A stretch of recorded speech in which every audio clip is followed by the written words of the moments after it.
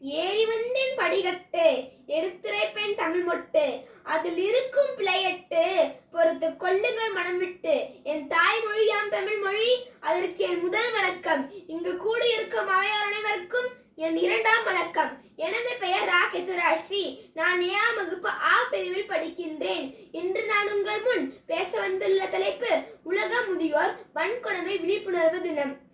வார்த்தைகள் தடுமாறும் என்றாலும் வாழ்க்கையை தடுமாறாமல் வழிகாட்ட வல்லவர்கள் முதியோர்கள்.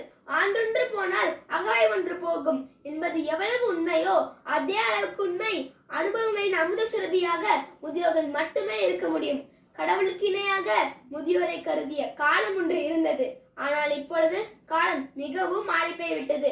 நமது கலாச்சாரத்துடன் பொருந்தி போகிறதோ இல்லையோ கூடுமானவரை மேலை நாட்டை பின்பற்ற நாம் முயன்று கொண்டிருக்கின்றோம்.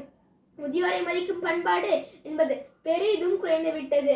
கடவுளாக கருதப்பட்ட அவர்கள் இன்று சுமையாகவும் செலவாகவும் கருதப்படுகின்றனர். இந்த பிரச்சனையை நாம் ஆழ்ந்து நோக்கினால் முதியோரின் நிலைமை என்பது மிகவும் பரிதாபத்திற்குரியதாக உள்ளது. அவர்கள் வேண்டப்படாதவர்களாகவும் 6வது விரலாகவுமே இருக்கிறார்கள். தனிமையும் புறக்கணிப்பும் அவர்களை பெரிதளவில் பாதிக்கிறது. தாம் இருப்பதே தேவையற்ற ஒன்று என்று கருத தொடங்குகிறார்கள். இந்த உணர்வு அவர்களின் உடல் உபாதைகளுடன் இணைந்து கொண்டு அவர்களின் வாழ்க்கையை நரகமாக்கி விடுகிறது. இது போன்ற பல சோக கதைகளை நாம் தினமும் கேட்டுக்கொண்டுதான் இருக்கின்றோம். அரிது மானிடராய் பிறத்தல் அரிது, கொடிது முதுமையில் தனிமை கொடிது. பட்டினி கிடந்து பள்ளியில் சேர்த்தேனே, கல்லு மண்ணு தூக்கி கல்லூரியில் சேர்த்தேனே, வெயிலில் வெந்து வேலையில் சேர்த்தேனே. மகனே, நீயோ என்னை எளிதில் முதியோர் இல்லத்தில் சேர்த்தாயே. ஏன் முதுமை என்றால் இத்தனை பாராமுகம்? இன்று இளமை நாளை முதுமையாக மாறித்தானே ஆக வேண்டும். முதியோர்கள் குழந்தைகளுக்கு சமம் என்று கூறுவர். 50 வயதை கடந்தவர்கள் முதியோர்களாக கருதப்படுகின்றனர். உடல் மற்றும் மனதளவில் அவர்களின் செயல்பாடுகள் மாறிவிடும். முதியோரின் அறிவு மற்றும் வழிகாட்டி இன்றைய தலைமுறையினருக்கு மிகவும் அவசியம். குடும்பத்தில் உள்ள முதியோரை அரவணைத்து செல்லுங்கள். எதிர்காலத்தில் நீங்களும் முதியோர்கள் ஆவீர்கள் என்பதை மனதில் நிறுத்தி கொண்டு அந்த சுயத்திற்காகவாது உங்களது முதியோரை கவனிக்க வேண்டும். முதியோர் இல்லத்தில் ஒரு தாயின் கண்ணீர். நீ இருக்க ஒரு கருவறை இருந்தது என் வயிற்றில், நான் இருக்க ஒரு இருட்டறை கூடவா இல்லை உன் வீட்டில். இறுதியாக ஒரு கவிதையை கூறி எனது உரையை முடிக்கின்றேன். கவிதையின் பெயர் காணல் நீர் ஆக்கினாயே. விழுந்த போதெல்லாம் உன்னை தூக்கி விட்டேனே, நீயோ தள்ளாடும் வயதில் என்னை தள்ளி விட்டாயே.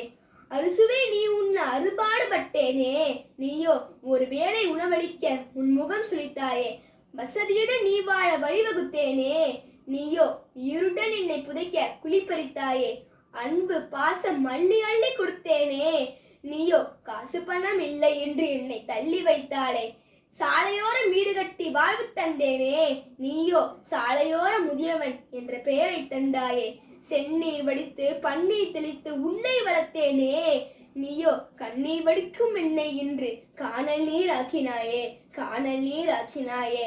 கரம் பிடித்து நடக்க கற்றுத்தந்த தாய் தந்தையே கடைசி